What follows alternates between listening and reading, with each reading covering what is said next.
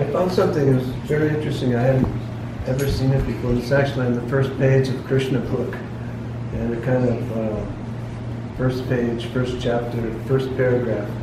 And it kind of describes what's going on the planet today. Krishna book, the advent of Lord Krishna. Once the world was overburdened by the unnecessary defense force of different kings who were actually demons, but were posing themselves as a royal order. At that time, the whole world became perturbed, and the predominating deity of this earth, known as Bhumi, went to see Lord Brahma to tell of her calamities due to the demoniac kings. Bhumi assumed the shape of a cow and presented herself before Lord Brahma with tears in her eyes. She was bereaved and was weeping just to invoke the Lord's compassion. She related the calamitous position of the earth, and after hearing this, Lord Brahma became much aggrieved, and he at once started for the ocean of milk, where Lord Vishnu resides. Lord Brahma was accompanied by all the demigods, headed by Lord Shiva, and Bhumi also followed. Arriving on the shore of the Milk Ocean, Lord Brahma began to pacify Lord Vishnu, who had formerly saved the earthly planet by assuming the transcendental form of a boy. So what we are witnessing now in society, not just in America, but societies all over the planet, is complete chaos, complete upheaval. And this can be traced back to the pompous attitude of these so-called kings, who Srila Prabhupada here is saying that they're basically pretenders. They're basically demons. So we are seeing that being played out still on this planet. We are residing in a time period which is called Kali Yuga. Chaos, quarrel, hypocrisy, so-called materialistic advancement. It's a short yuga, 427,000 years, and we're about 5,000 years into Kali Yuga. And even in our short lifetime, I'm sure every one of you, maybe not the youngest, but some of us are a little bit older, we have seen society go through some shifts where the moral standard has become very wavering. I know when I went to school, there was no drugs. Nobody was smoking dope. Even drinking was unheard of.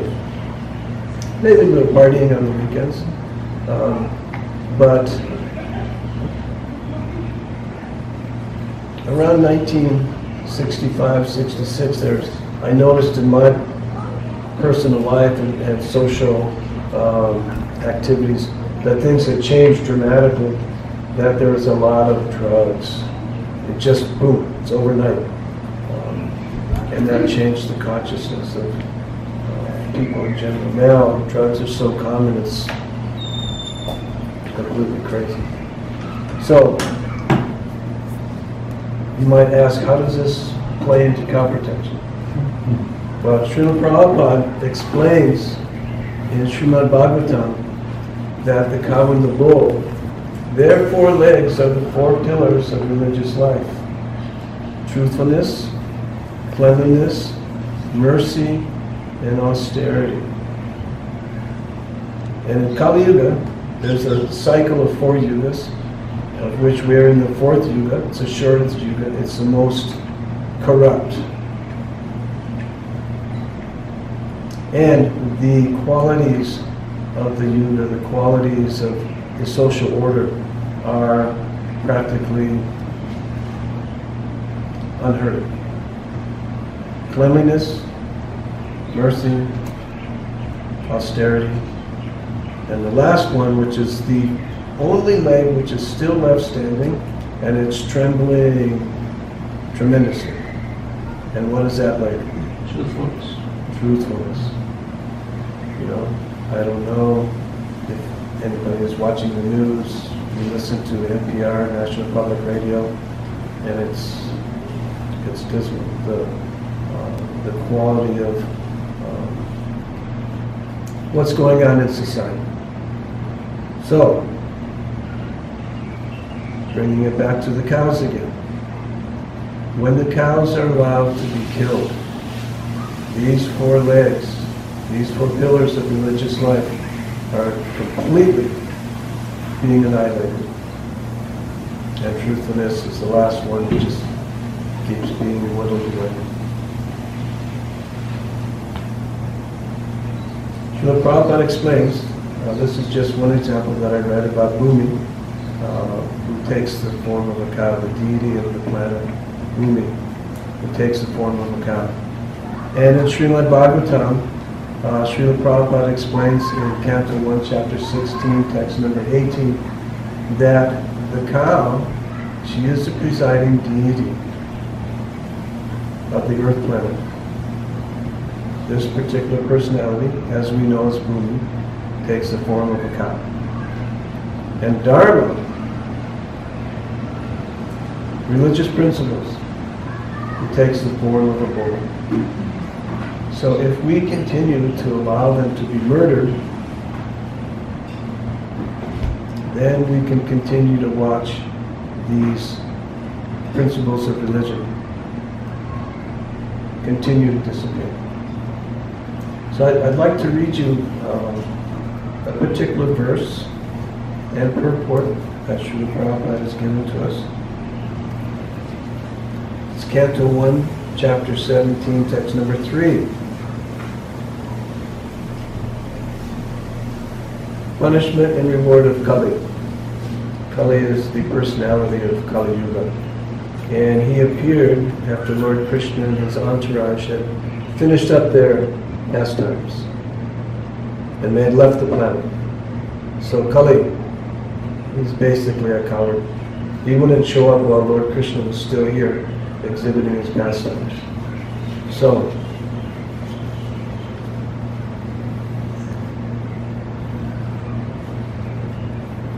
now, Srila Prabhupada will explain to us a bit about this particular position that we're in now in Kali Yuga. The first part of the purport is about milk and its necessities. But we have to understand that the milk which is available today isn't really milk. It's completely water. The cows are completely manipulated, they're completely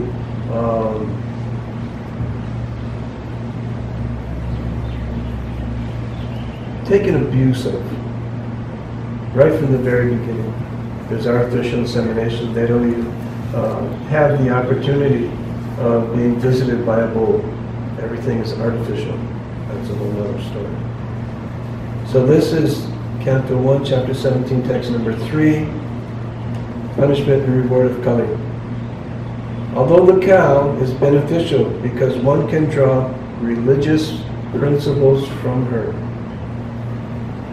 she was now rendered poor and calfless. Her legs were being beaten by a Sudra. There were tears in her eyes, and she was distressed and weak. She was hankering after some grass in the field. Srila Prabhupada's purport. The next symptom of the age of Kali is the distressed condition of the cow. Milking the cow means drawing the principles of religion in a liquid form. Milk. The great rishis and munis would live only on milk. Srila Sukadeva Goswami would go to a householder while he was milking a cow, and he would simply take a little quantity of it for subsistence. Even 50 years ago, no one would deprive a sadhu of a quart or two of milk, and every householder would give milk like water. For a Sanatanists, a follower of Vedic principles, it is the duty of every householder to have cows and bulls as household paraphernalia, not only for drinking milk, but for deriving religious principles. This is the hook. Now, this phrase has been spoken by Srila Prabhupada several times already in this purport. Religious principles. It's not just about milk. The Sanatanist worships cows on religious principles and respects Brahmins. The cow's milk is required for the sacrificial fire. When you pour the ghee, you say Swaha. And by performing sacrifices, the householder can be happy. The cow's calf not only is beautiful to look at, but also gives satisfaction to the cow. And so she delivers as much milk as possible. So a lot of devotees have taken up a vegan diet because they understand how the cows are mistreated. It's terrible. It's just from the get-go. They're inseminated, artificial insemination. When they have the baby, the calf is taken away immediately. There is no consideration of the calf having any association with the mother. The bull calves, 99.999% of them will go into veal operations or be raised as steers. So when they get up about 1,000 pounds, they go to the slaughterhouse and murdered. I can't think of any other word to use. Butchers seems a little weak. Killer. Hmm? Killer? Killer? And when she is no longer able to give milk, she is sent to the slaughterhouse. Currently we have 24 cows and bulls at our place, and they're all rescues. We have 3 cows that came from the same dairy. Their tails were cut off, so they couldn't swat the flies. Just so during milking, the milkers wouldn't get a wet tail in the face, so they cut the tails off. Every step of the way was exploitation. And when she is no longer able to give enough milk to pay her bills, she is sent to the slaughterhouse. I milked for 4 years in a commercial dairy, 1970 to 74.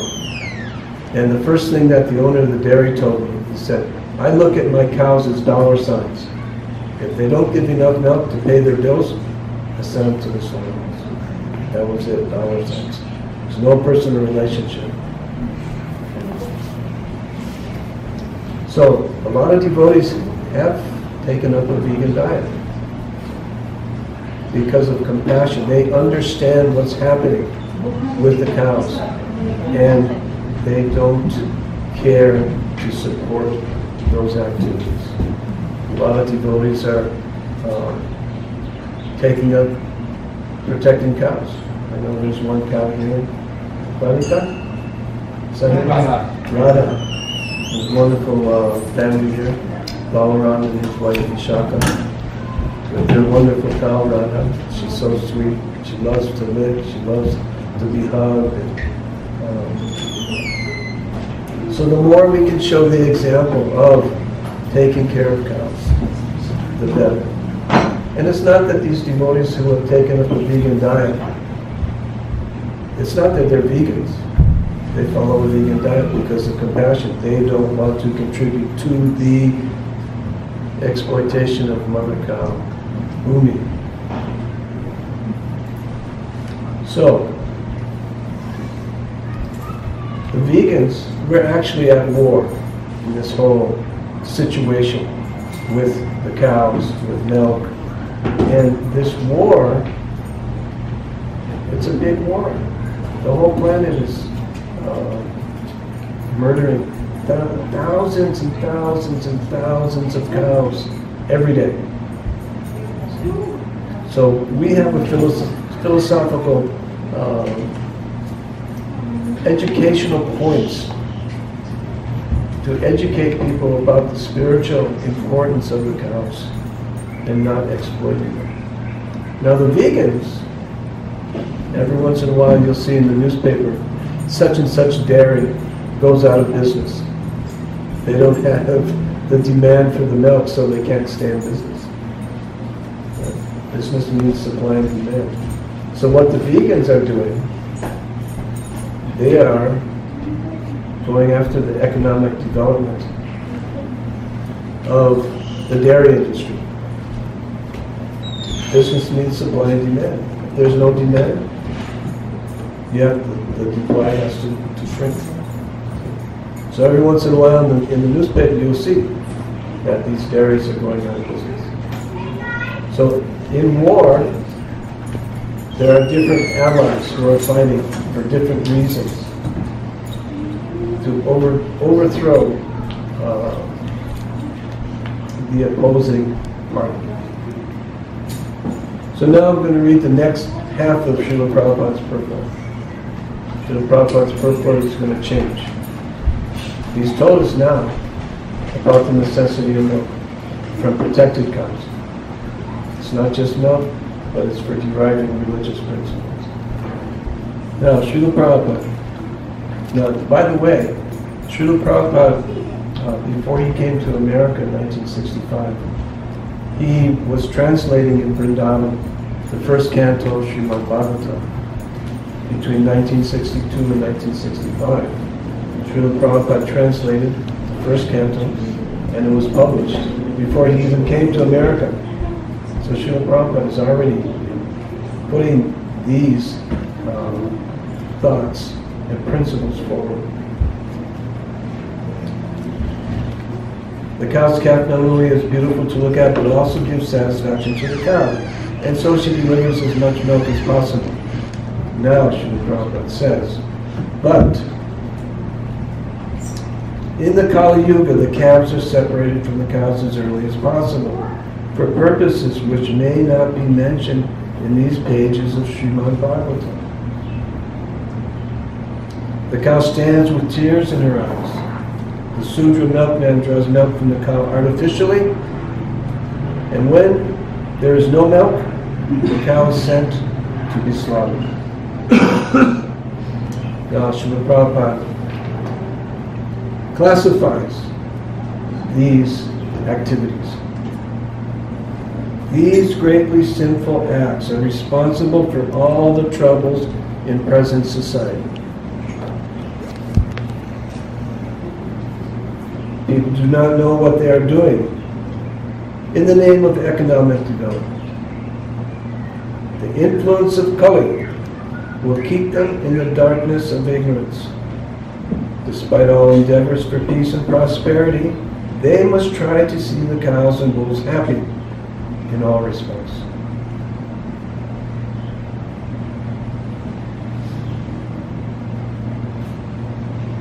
Foolish people do not know how one earns happiness by making the cows and bulls happy, but it is a fact by the law of nature. Let us take it from the authority of Srimad Bhagavatam and adopt these principles for the total happiness of humanity. So, if the cows and bulls are not happy, humanity is not going to be happy. It's just a simple fact of nature.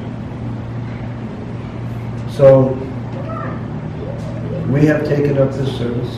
When Prabhupada initiated me, he gave me the name of Balabhadra, which is another name for Lord Balaram, who is Lord Krishna's older brother. And Lord Balaram, he carries a plow, which is indicative of agriculture, plowing. So I finally understood why Prabhupada has given me that name, because I'm meant to be involved in cow protection, and especially with the bulls. So, Srila Prabhupada has asked that all of his city temples have farm temples, whether they're institutional ISKCON temples or whether they are villages which are managed and populated by devotees. Prabhupada said that people will come to our farms by the millions. We'll have to be able to feed them. We'll have to be able to give them shelter. And how are we going to feed them? We'll be plowing the fields. We'll be growing the crops. And we'll be feeding not just the devotees, but we'll be feeding hundreds and hundreds and hundreds and hundreds of people every day.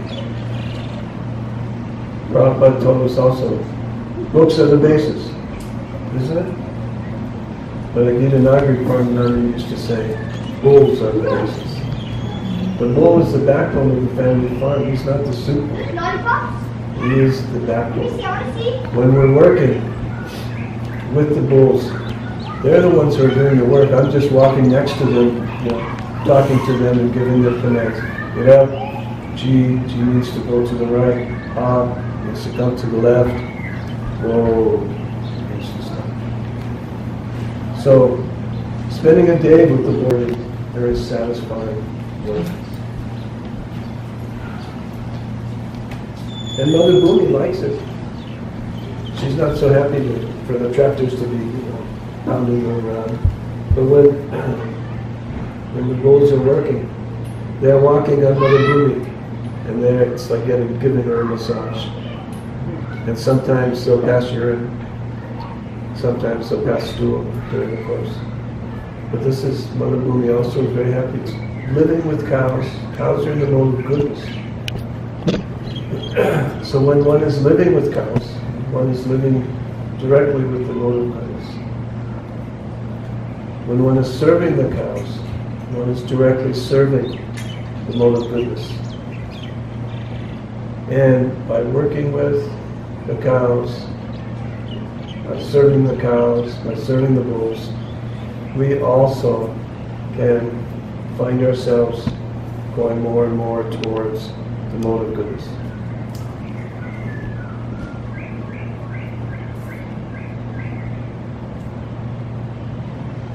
When Radha was here, how many of you got to spend time with her? Oh, how was she? Very friendly? Yeah. Did you pet her? Did you hug her? Did she lick you? Okay. How did it feel? Very good. Very good. Yeah. It helps change the consciousness.